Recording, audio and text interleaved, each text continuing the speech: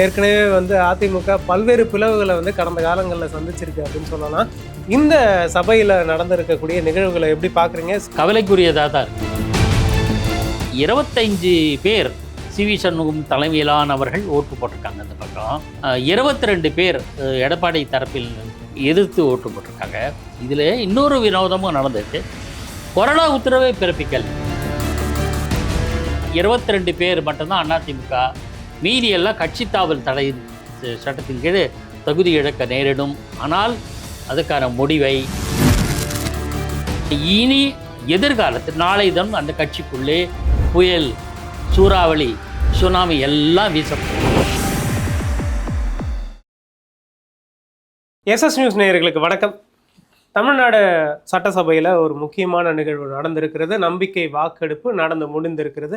இந்த நம்பிக்கை வாக்கெடுப்புக்கு பிறகாக பல்வேறு சிக்கல்கள் உருவாகக்கூடிய சூழல் உருவாகி இருக்கு. அது எந்த மாதிரியான சிக்கல்கள் அப்படின்னு பார்க்கும் பொழுது, அஇஅதிமுக ஒரு மிகப்பெரிய பிளவை இந்த வாக்கெடுப்புக்கு பிறகாக சந்தித்திருக்கிறது அப்படின்னு தான் பார்க்க முடியுது. இனி வரும் காலங்களில் அதிமுக எப்படி இருக்க போகிறது, இந்த மாதிரியான கேள்விகள் எழுந்திருக்கிறது. தமிழக வெற்றி கழகத்தினுடைய ஆட்சி 5 ஆண்டு காலம் நீடிக்குமா அப்படின்ற கேள்வியும் எழுந்திருக்கிறது.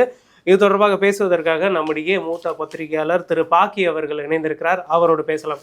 வணக்கம் சார். வணக்கம் வினோத். இந்த நம்பிக்கை வாக்கெடுப்புக்கு பிறகாக தவேகாவுடைய ஆட்சி எந்த அளவுக்கு ஒரு முழுமையான ஆட்சியாக செயல்பட போகிறது அப்படின்னு பார்க்குறேன்? 5 ஆண்டுகளில் நிச்சயமாக விஜய் தலைமையிலான தவேக ஆட்சி நீடிக்கும்னு நான் நம்புகிறேன். என்ன காரணம்னா, இது இட்ஸ் எ குட் ஸ்டார்ட்னு சொல்லுவாங்க ஆங்கிலத்தில், நல்ல தொடக்கம் என்று. இதில் இன்றைக்கு நடந்த வாக்கெடுப்பில் பொதுவாக நான் பல ஆண்டுகளாக அப்சர்வ் பண்ணதில், வாக்கெடுப்பு விடப்படும் போது மக்களவையிலோ சட்டப்பேரவையிலோ நடக்கும்போது ஒன்று ஆதரிப்பாங்க, ஒரு பிரிவினை எதிர்ப்பாங்க, நடுநிலை வகிப்பாங்க, இல்லை வெளிநடப்பு செய்வாங்க.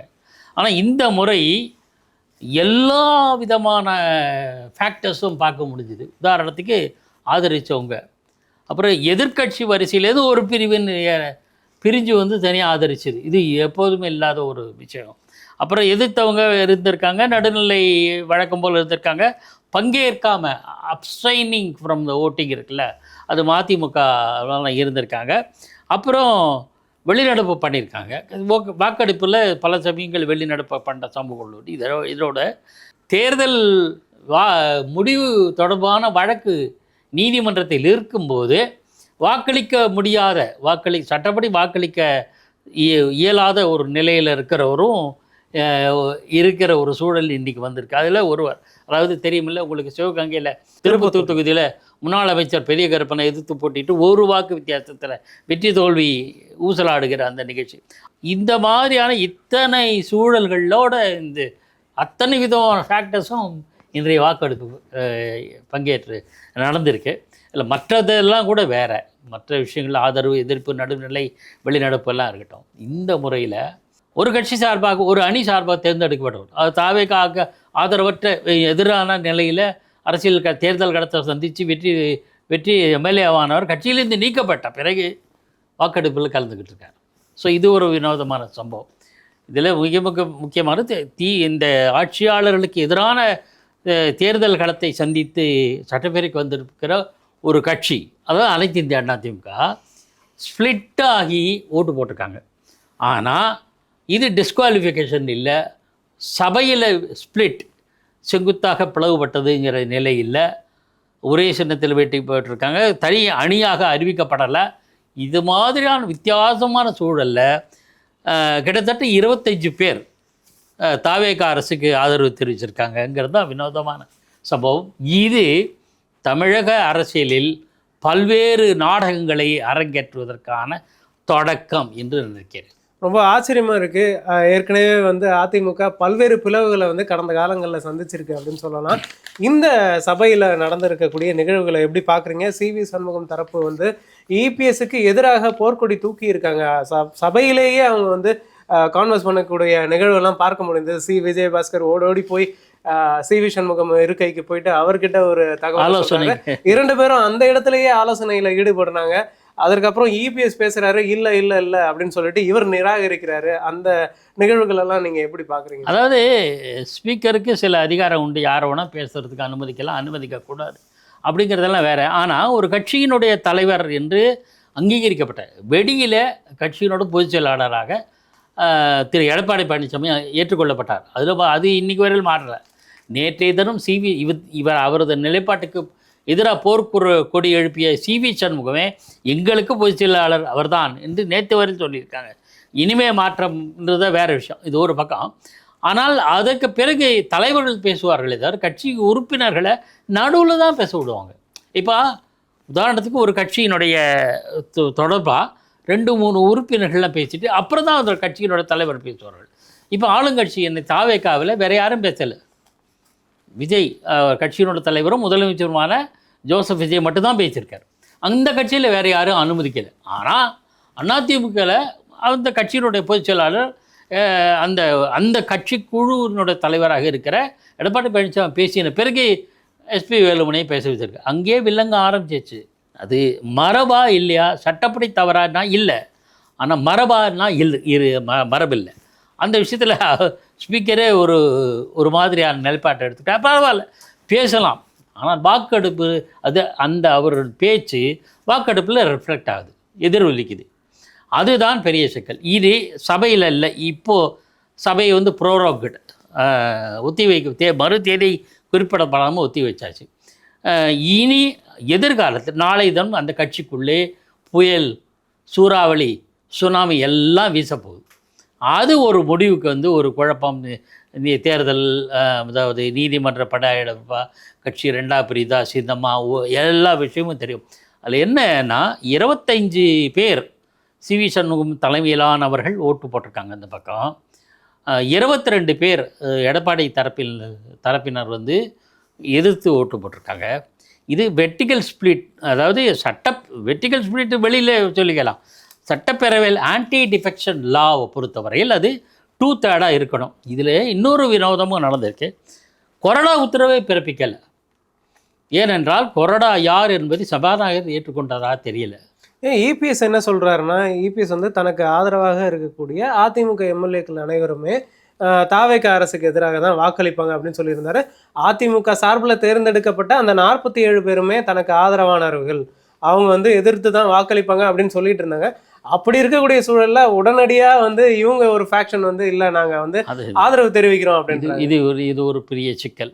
அவர் சொல்லிட்டார் வார்த்தையா.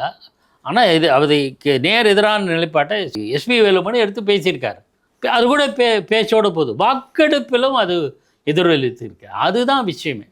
வாக்கெடுப்பில் அதாவது எடப்பாடி பழனிசாமி யாரை கொறடா என்று சொன்னாரோ அவர் கொறடா என்று சபாநாயகர் இன்னும் ஏற்றுக்கொள்ளப்படாத நிலை இருக்கிறதுனால கொறடா உத்தரவை மீறி அவர்கள் இன்னாருக்கு வாக்களித்தார், உத்தரவை மீறி செயல்பட்டார்கள் அப்படிங்கிறதுக்கு இடமே இல்லாமல் போச்சு. இந்த கழுவுற தண்ணியில் நழுவுற மீன் மாதிரி ஆயிடுச்சு. ஒருவேளை அந்த கொறடா இது 2 தரப்பில் நான் சொல்கிறேன். எடப்பாடி சொல்லியிருக்கிறார் இவர் தான் கொறடா அப்படின்னு, அதையும் சபாநாயகரை ஏற்றுக்கிட்டு அறிவிக்கலை. எஸ்பி வேலுமணி தரப்பினரும் இவங்க தான் கொறடான்னு சொல்லியிருக்காங்க. விஜயபாஸ்கர்னு நினைக்கிறேன், கரெக்ட். அவரையும் இதுதான் கொறடா அப்படின்ற இதையும் அவர் ஒத்துக்கலை. ஸோ இது டிஸ்குவாலிஃபிகேஷன்லேயே வராமல் வெளியில் போயிடுச்சு. அந்த லைட் வெளிச்சத்துக்கு மேலே வெளியில் போனோடனே உருவமே தெரியாதுல்ல, அந்த மாதிரி அதுலேருந்து வெளியில் போயிடுச்சு. இதோடு நின்றுடாது, இதோடு நிற்காது. எதிர்கால செயல்பாடுகளில் இன்னும் எத்தனை வாக்கெடுப்புகள் சபையில் வருமோ அப்போது தான் இது முழுமையாக வெளிப்படும். அதுவரையில் அதுக்குள்ள சட்டப்பேரவை கட்சியில் தலைவர், செயலாளர், கொறடா இதெல்லாம் நியமிக்கப்படணும். இப்போ எஸ்பி வேலுமணி தரப்பு ஒரு பக்கம் பிரிஞ்சிருக்காங்க, இபிஎஸ் தரப்பு ஒரு பக்கம் பிரிஞ்சிருக்காங்க அப்படின்னு பார்க்க முடியுது. இந்த நிகழ்வு சட்டப்பேரவையில் எந்த அளவுக்கு பாதிப்பை ஏற்படுத்த போது, அதிமுகவுக்கு எந்த அளவுக்கு பாதிப்புகள் இருக்க வாய்ப்பு இருக்குது? இப்போ சட்டப்பேரவை இன்றைக்கி ப்ரோரோக்டு மறு தேதி குறிப்பிடப்படாமல் ஒத்தி வைக்கப்பட்டது. இதுக்கப்புறம் ஒரு சின்ன விஷயத்தை சொல்லிட்டு வந்துடுறேன். இனிமேல் சட்டப்பேரவை கூடுவதற்கு முன்பு அமைச்சர்கள் யார் யாருக்கு என்னென்ன இலாக்காக்கள் ஒதுக்கப்படணும்னு அறிவிக்கணும். அது இன்னும் அறிவிக்கலை முறைப்படி. அது அறிவித்த பிறகு எக்ஸ்பேன்ஷன் கூட இருக்கலாம், அமைச்சரவை விரிவாக்கம் இருக்கலாம், அவர்களுக்கான போர்ட்ஃபோலியோஸ் இலாக்காக்கள் ஒதுக்கப்படும். இதெல்லாம் முடிஞ்ச உடனே அமைச்சரவை கூட்டம் நடந்து அடுத்து நம்ம என்னெல்லாம் செய்யலாம், என்ன அறிவிக்கலாம்ன்றதெல்லாம் இருக்குது. ஆளுநர் உரை தயாரிக்கப்படும். மீண்டும் சட்டப்பேரவை கூடும்போது ஆளுநர் உரை என்பது முறைப்படி நடக்கும். நடந்த பிறகு அதுக்கான விவாதம், அப்புறம் பட்ஜெட் தொடர் இப்படிலாம் நடக்கும். அது ஒரு பக்கம் இருக்கும். இதுதான் அடுத்த கட்ட அரசாங்க தரப்பில் நடக்கிற ஆட்சி நிர்வாக தரப்பில் விஷயங்கள். அது ஒரு பக்கம். அரசியல் விஷயங்கள் என்ன, இனிமேலும் வாக்கெடுப்புகள் நடக்காதுன்னு சொல்ல முடியும். நடக்கும். பல்வேறு கட்டங்களில் ஏதேனும் குரூஷியல் பீரியடில் வாக்கெடுப்புகள் நடக்கும். அப்படி நடக்கிற பட்சத்தில் அதற்குள் கொறடா என்கிற எல்லா கட்சியும் கொறடா நியமிப்பாங்க. சில ஒரு சீட்டு 2 சீட்டு தான் அதுக்கு தேவையில்லை. ஆனால் தேவையில்லை இல்லை, அதுக்கு பிரச்சனையும் இருக்காது. ஆனால் இப்போ திமுகவில் யார் தலைவர், எதிர்கட்சி தலைவர், கொறடா எல்லாமே அறிவிச்சிட்டாங்க, தெரிஞ்சு போச்சு. ஆனால் அதிமுக தரப்பில் யார் தலைவர், யார் கொறடா, இந்த மாதிரியான நிர்வாகிகளை அமைக்க சபாநாயகர் ஏற்காத பட்சம் இதுவரை தற்காலிக சபாநாயகர்கிட்ட போய் அவங்க கொடுத்துருந்தாங்க. 2 தரப்புலையும் வந்து அவங்களுடைய கருமையாக கட்டது சட்டமன்ற கட்சி தலைவர் யார் அப்படின்றதையும் கொடுத்துருந்தாங்க, கொறடா யாருன்னு கொடுத்துருந்தாங்க. இபிஎஸ் தரப்புல இபிஎஸ் தான் சட்டமன்ற கட்சி தலைவராக சொல்லியிருந்தாங்க. அதுக்கப்புறம் வந்து அக்ரி கிருஷ்ணமூர்த்தியை சொல்லியிருந்தாங்க. இப்போது எஸ்பி வேலுமணி தரப்புல எஸ்பி வேலுமணி வந்து சட்டமன்ற கட்சி தலைவராகவும் சி விஜயபாஸ்கர் வந்து கொறடாகவும் சொல்லியிருந்தாங்க. இப்போ இதை யார் வந்து தீர்மானிக்க போகிறாங்க? அதாவது சபாநாயகர் இந்த இரு தரப்பில் யாரை தீர்மானிப்பாங்க? அதுதான், அவர் யாரை தீர்மானிக்கிறாரோ அதுதான். ஒருவேளை அவரே நாங்கள் சட்டப்பேரவையில் 2 பிரிவாக பிரிக்கிறோம் அப்படின்னு அவர் அதிமுக 1 அதிமுக 2ன்னு கடந்த காலத்தில் நடந்திருக்கு. அப்படி இருக்கிற பட்சம் ஸ்ப்ளிட் ஆகும், பிளவு ஆகும்.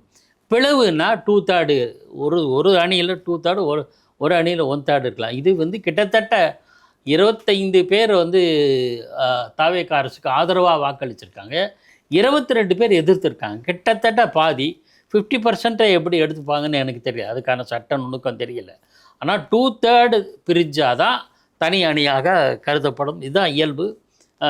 அரசமைப்பு சட்டம் டிஸ்குவாலிஃபிகேஷன், தகுதி இழப்பு இருக்கு இல்லையா, அந்த கட்சி தாவல் தடுப்பு சட்டத்தின் கீழே இப்போ அது வந்து இவங்களும் சொல்லிப்பாங்க, நாங்கள் தான் அதிமுகன்னு சொல்லிப்பாங்க. இதெல்லாம் அது சட்ட சிக்கல்லாம் வரும் இனிமேல். இதெல்லாமே அவைக்கு வெளியே அரசியல் நிகழ்வாக நிறுத்தப்பட்டு ஒரு முடிவுக்கு வந்தால், அல்ல ஒரு குறிப்பிட்ட ஷேப்புக்கு வந்த அப்புறம் அசம்பிளிக்கு வரும், சட்டப்பேரவைக்கு வரும்போது சபாநாயகர் முடிவெடுப்பார். இவர் அதிமுக 1 அதிமுக 2 அல்லது பேர் ஏதாவது இதுவாக இருந்தால் அதுவும் ஏற்றுக்கொள்ளப்படும். டிஸ்குவாலிஃபை பண்ண வாய்ப்பு இருக்குங்களா? அதான் இந்த 2/3 எண்ணிக்கை இருக்குல்ல அரசமைப்பு சட்டத்தில், 2 பக்கமே 2/3 இல்லைல்ல. அதுதான் மிகப்பெரிய கேள்விக்குறி. அது செங்குட்டு நம்ம வெர்டிக்கல் ஸ்பிரிட்னா 50-50 நினச்சிருக்கோம். அது அல்ல, 2/3 1/3ங்கிறது தான். அது வந்து வெளியில் எப்படி இருக்கலாம், அது மாவட்டங்கள் இங்கே 50% இருக்காங்க, அப்படி இருக்காங்க. உறுப்பினர்களே ஒரு 2 கோடி பேரில் 1 கோடி பேர் இந்த கட்சி, ஒரு பேர் இன்னொரு அணி அப்படின்றது தான். அதெல்லாம் வேறு. வெளியில் சட்டப்பேரவை பொறுத்தவரையில் 2/3ங்கிறது தான். அது எப்படி வரும், என்ன வரும்னு ஒரு குழப்பமான நிலை. அப்படி ஒன்று இருந்தால் தமிழக சட்டப்பேரவை தலைவர் சபாநாயகர் யாரை அதிமுக தலைவராக ஏற்றுக்கொண்டாருன்னு கவனிக்கணும். இதுவரையில் அவர் அறிவிக்கலை. அதனால் எடப்பாடி பழனிசாமி ஏற்றுக்கிட்டு இருக்காங்க. அப்படி ஒரு சூழல் வந்தால் 22 பேர் மட்டும்தான் அதிமுக, மீதியெல்லாம் கட்சி தாவல் தடையின் சட்டத்தின் கீழ் தகுதி இழக்க நேரிடும். ஆனால் அதுக்கான முடிவை சபாநாயகர் தான் மேற்கொண்டு அறிவிக்க வேண்டும். சபாநாயகர் வந்து தாவேக தரப்பில் தேர்ந்தெடுக்கப்பட்ட ஒரு எம்எல்ஏ ஒருவேளை சபாநாயகர் நடுநிலையோடு செயல்படாமல், அதாவது இவங்க தரப்புக்கு வந்து ஆதரவாக கருத்து தெரிவித்தா என்ன நடக்கும்? நீதிமன்றம் போவாங்க, உச்சநீதிமன்றம் போவாங்க. ஸ்ப்ளிட் ஆகிடுச்சு, அவங்களாம் டிஸ்குவாலிஃபை பண்ணணும்னு கேட்டிருப்பாங்க. ஆனால் அதுக்கு என்ன முகாந்திரம், அதெல்லாம் இருக்குது பல விஷயங்கள். இந்த வாக்கெடுப்பு விஷயத்தில் தான் பண்ண முடியாது. ஒரு சட்ட நெருடல் இருக்குது. ஏன்னா அரசமைப்பு சட்டத்தில் சில குழப்பங்களுக்கு தெளிவு கிடையாது. ஆனால் சில குழப்பங்கள் நமக்கு ஏற்படும் குழப்பங்களுக்கு அதில் தெளிவான விடை கிடைக்கல. ஆனால் அடுத்த முறை என்னங்கிறது இருக்குது. அப்போ என்ன பண்ணுவாங்க, அதுக்குள்ளே கொறடாவே நியமிச்சாகணும். கொறடா இவர் தான் அப்படின்னு அடையாளம் காமிச்சிட்டா அவர் என்ன சொல்கிறாரோ அது மீறினா பிரச்சனை வரும். கட்சி நிலைப்பாட்டிலேருந்து மாறி வந்தால் வரும்.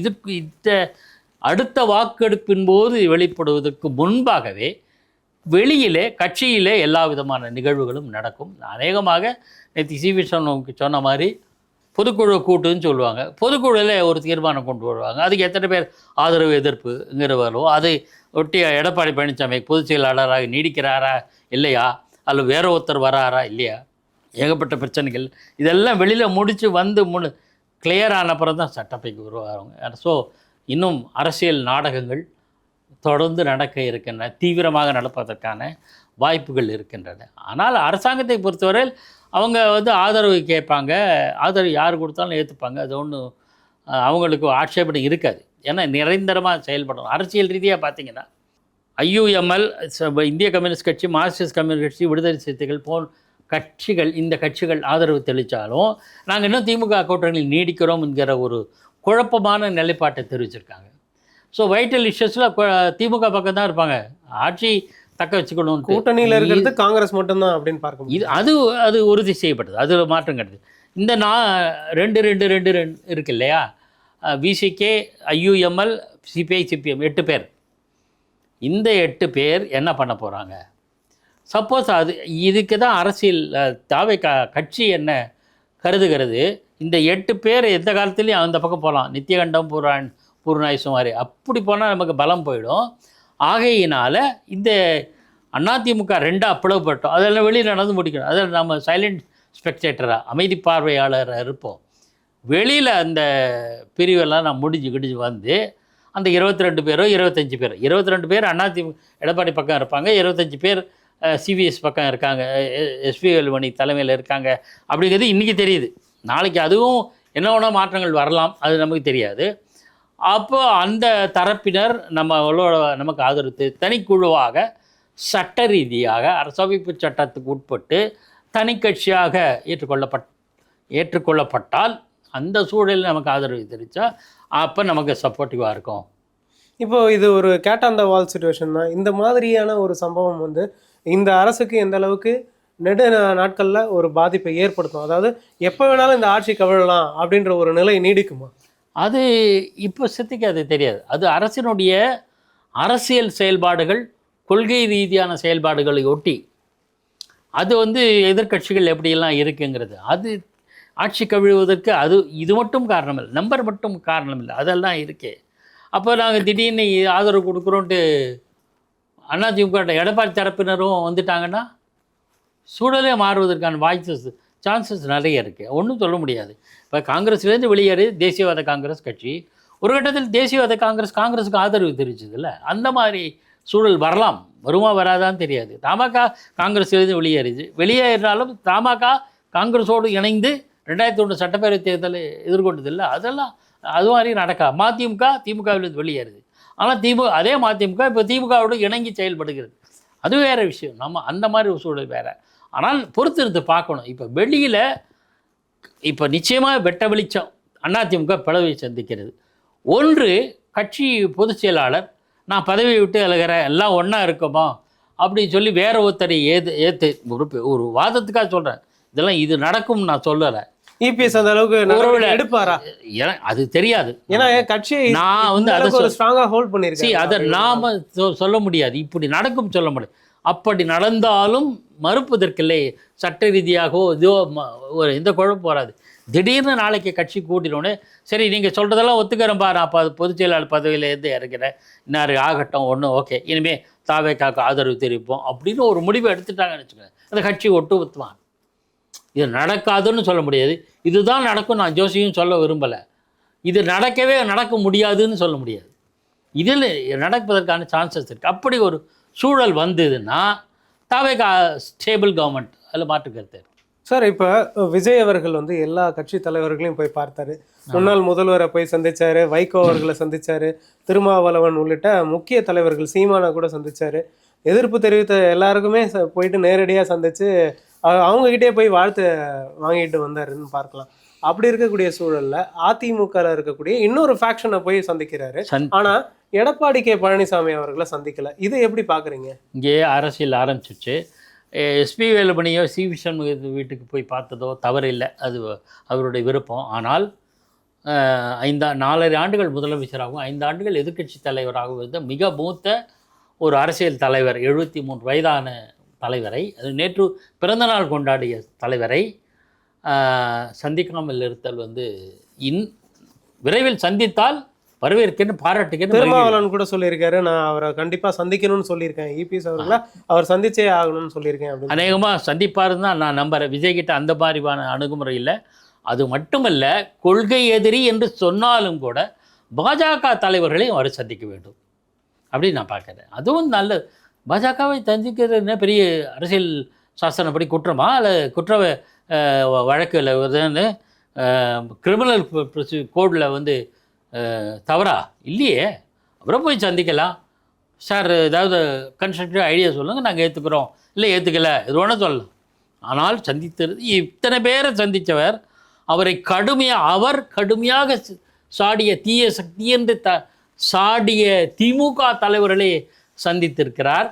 அவரை இன்றும் சட்டப்பேரவையிலே கடுமையாக விமர்சித்த உதயநிதி ஸ்டாலினையும் சந்தித்திருக்கிறார் என்று வரும்போது அவரை அதிகமாக விமர்சிக்கவே இல்லாத பாஜக தலைவர்களும் அதிமுகவினர் சந்திப்பது மரியாதை. நான் நம்புகிறேன், நிச்சயமாக சந்திப்பார்னு நம்புகிறேன். விஜய்கிட்ட அந்த மாதிரியான பகைமை பாராட்டுகிற எண்ணம் இருப்பதாக எனக்கு தெரியல. சார், இப்போ இவங்களுக்கு ஆதரவு தெரிவிச்சிருக்கக்கூடிய விசிக போன்ற கட்சிகள் வந்து ஒருவேளை நிலைப்பாட்டிலிருந்து பின்வாங்கி நாங்கள் ஆதரவு தெரிவிக்கல அப்படின்னு சொல்லி வந்தால் ஆட்சி கவிழ வாய்ப்பு இருக்கா? இன்றுள்ள சூழலில் உடனடியாக சொல்ல முடியாது. ஆனால் இந்த அதிமுக ஃபேக்ஷன் ஒரு பிரிவு வருதில்ல, அவர்கள் ஒருவேளை இந்த அரசியல் டெவலப்மெண்ட்டில் வந்து அது வந்து ஆதரவு தெரிவிச்சதுன்னா இந்த பிரச்சனை முடிஞ்சு விடும், இதுக்கான சிக்கல் வராது. ஆனால் இப்போதைய சூழலில் தாவேக அரசு நம்பிக்கை தீர்மானமோ அல்லது நம்பிக்கையில்லா தீர்மானமோ எதிர்கொள்ள வேண்டிய சூழல் இப்போது இல்லைன்னா அதிமுகவில் குழப்பம் இருக்குது, பிரச்சனை இருக்குன்னா கூட அது கட்சிக்குள்ளே தான், ஆட்சிக்கு எதிரான குழப்பம் அல்ல.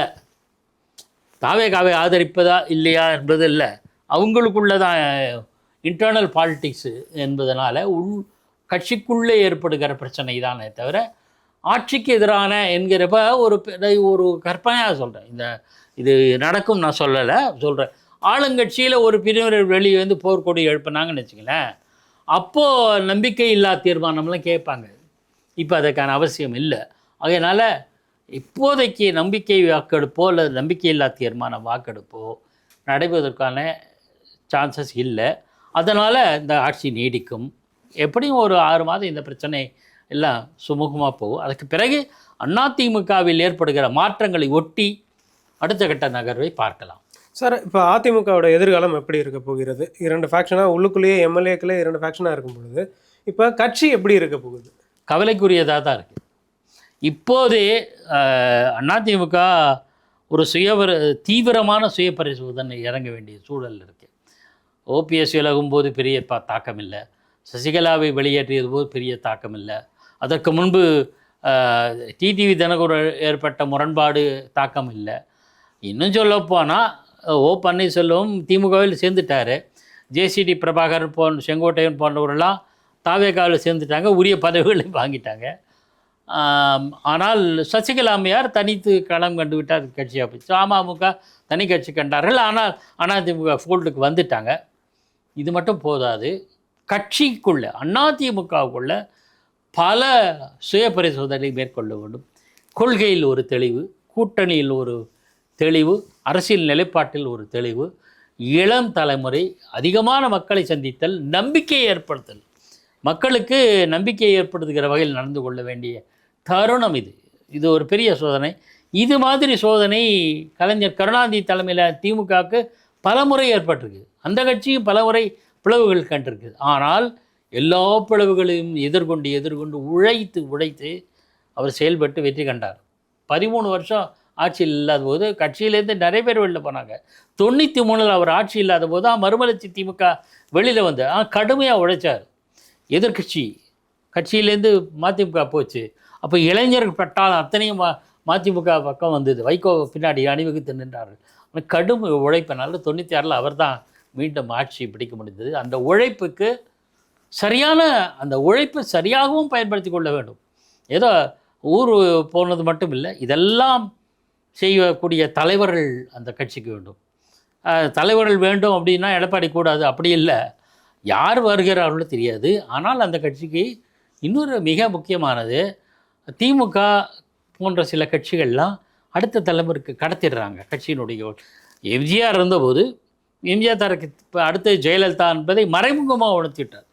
கட்சி தலைவராக அறிவிக்கலையே தவிர, இன்னும் சொல்ல போனால் கொள்கை அதான் பல்வேறு முக்கியமான பதவிகளை கொடுத்து அவர்கள் டிசைட் பண்ணக்கூடிய அல்லது விவாதிக்கக்கூடிய, நெருங்கி விவாதிக்கக்கூடிய அளவுக்கு அவர் கட்சியில் முக்கியத்துவம் தந்து விட்டார். இன்னும் சொல்ல போனால் ஜானகிமார் குடும்பத்தை கட்சியிலையோ ஆட்சியில் தலையிடக்கூடாதுன்னு உத்தரவே போட்டிருக்கார் பலமுறை. அப்படி யாராவது தலையிட்டால் அது கடும் நடவடிக்கை எடுக்கப்படும்னு சொல்கிறார். So family ruled out. ஆனால் அவர் ஒரு நபரை அடையாளம் காணுகிறார், இவர்கள்லாம் அடுத்த தலைவர். அந்த ஒரு 4-5 பேரில் ஜெயலலிதா மேல் கொஞ்சம் அவருக்கு கொஞ்சம் நம்பிக்கை அதிகமாக வந்திருக்கு. பல காரணங்களாக இருக்கலாம். அது ஒரு வசீகர தலைமையாக இருக்கலாம், அது ஆங்கிலம் பேசக்கூடிய திறமையாக, மத்தியில் பேசக்கூடிய திறமையாக இருக்கலாம், போல்டு லேடி, தன்னம்பிக்கையான லேடி, இது மாதிரியான பல அசஸ்மெண்ட் எம்ஜிஆர் கொண்டு வந்திருப்பார். அதுக்கு பிறகு தான் அவருக்கு முக்கியத்துவம் தரப்பட்டது. அதை கட்சியினர் புரிஞ்சுக்கிட்டாங்க. ஓ, இந்த மாதிரி தான் நமக்கு அடுத்த லீடர் அப்படின்னு. அது மாதிரியான ஒரு சூழலை ஜெயலலிதா காலத்தில் ஏற்படுத்தலை. மேபி அவங்க உடல் நலம் குன்றி இவ்வளவு தூரம் தங்களுடைய வாழ்க்கையை நிறைவு செய்வார், இறுதி கட்டத்துக்கு வருவார்னு அவங்க எதிர்பார்த்துருக்காங்களோ இல்லையோ தெரியாது, நமக்கு தெரியலை. அது மாதிரி இல்லாத காரணத்தால் எம்ஜிஆருக்கு ஜெயலலிதாவுக்கு பிறகு ஒரு வேக்கம் இருக்குது. காங்கிரஸில் அந்த மாதிரி இருந்தது. ஜவஹர்லால் நேரு இருந்தபோது இந்திரா காந்தியை அறிமுகப்படுத்தினா, இந்திரா காந்தி தன்னுடைய வாழ்நாள்லேயே முதல்ல சஞ்சய் காந்தியை அறிமுகப்படுத்தினா, சஞ்சய் காந்தி விபத்தினால் இறந்து போனதை அடுத்து ராஜீவ்காந்தி அறிமுகப்படுத்தினார். அடையாளம் காமிச்சிட்டாங்க. நான் வாரிசு அரசுக்கு போகலை, வாரிசு அரசியலாக இல்லையாங்கிறது பிரச்சனை, அடையாளம் காமிச்சிட்டாங்க. ஆனால் ராஜீவ்காந்தி எதிர்பாராத மரணத்தினால அவர் இருந்தபோது தனக்கு அடுத்த வாரிசு இருந்தார்னு சொல்ல வேண்டிய அவசியம் இல்லாமல் போயிடுச்சு. கிட்டத்தட்ட அதே நிலை தான் அதிமுக. ராஜீவ்காந்தி எதிர்பாராமல் இறந்துட்டார். ஸோ தனக்கு யார் சக்ஸஸர் அப்படின்னு சொல்ல முடியலை, அறிவிக்க நேரடியாகவும் மறைமுகமாகவும். அப்படி செய்யாமல் போனதுனால பிரச்சனை. அதே தான் அதிமுகவுக்கு. ஸோ அதுக்கு பிறகு அந்த வேக்கம் முடிஞ்ச வரையில் ட்ரை பண்ணார். எடப்பாடி பழனிசாமியோட முயற்சியை, உழைப்போ குறைத்து மதிப்பிட முடியாது. ஒரு தலைவருக்கு உண்டான அளவுக்கு உழைப்பு, தன்னம்பிக்கை, அது எல்லாம் நிறையவே இருக்குது. ஆனால் நிர்வாகத்திறமை கூட இருக்குது. ஆனால் இன்னும் மக்களை கவர்ந்து சுண்டி இழுக்கக்கூடிய வல்லமை அவருக்கு இன்னும் இல்லை. ஒருவேளை இன்னும் காத்திருக்கலாம். அவருக்கு இளைஞராக இருந்தால் இன்னும் இதுவாக இருக்கும். நல்ல அந்த கரிஸ்மேட்டிக் லீடர் இல்லை அப்படின்றதுனால கரிஸ்மேட்டிக் அவர் பின்னாடி ஆதரவு இல்லையோ? கரிஸ்மேட்டிக் லீடர் இல்லைங்கிறது ஒரு பார்வை. இளைய தலைமுறை இப்போ திமுகவை ஸ்டாலினுக்கு அப்புறம் கண்ணை மூடிக்கிட்டு சொல்லலாம் யார் இளைஞர் அடுத்த தலைவராக வருவாங்க. பாஜகவில் பாஜக படுதோல்வி அடைஞ்சதுனால அந்த கட்சியில் அண்ணாமலை மீண்டும் வர வேண்டும் என்ற போர்க்குரல் எழும்புது. மறைமுகமாக மெல்ல மெல்ல எழுந்து வருது. மிக சீக்கிரம் அது வெடித்து விடும்னு நான் நம்புகிறேன். அப்போ அண்ணாமலைக்கு ஆதரவான சூழல் வரும்போது அண்ணாமலை மீண்டும் தமிழக பாஜக தலைவரானால் அவருக்கு வசீகரம் இருக்கும், ஈர்ப்பு இருக்கும் இளைஞர்கள் மத்தியில்.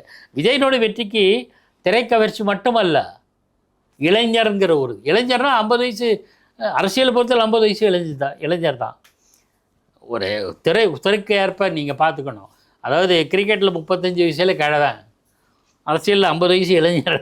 அதனால் ராஜீவ்காந்திக்கு 84 மகத்தான வெற்றி வந்தது காரணம் என்ன? யங் லீடர், 40 வயசு, துடிப்பாக வேலை செய்யலாம், ஷார்ப்பாக செயல்படலாம், தொய்வு இருக்காது, சோர்வு இருக்காது, வசீகரம் எல்லாமே சேர்ந்தது தான் இளமைங்கிறது. அதில் அந்த மாதிரியான ஒரு தலைவர் திமுகவுக்கு மூத்தவருடைய ஆலோசனை கேட்டாலே போதும். அந்த மாதிரி ஒரு சூழல் வந்ததுன்னா அந்த கட்சி மீண்டும் உயிர்த்தட எழுச்சி பெறுவதற்கான சாத்தியக்கூறுகள் இருக்குது. பொறுத்திருந்து காலம் இதற்கெல்லாம் விடை சொல்லும். எங்களோடு இணைந்து பல்வேறு கேள்விகளுக்கு பதில் அளிச்சிங்க. மிக்க நன்றி சார். நன்றி.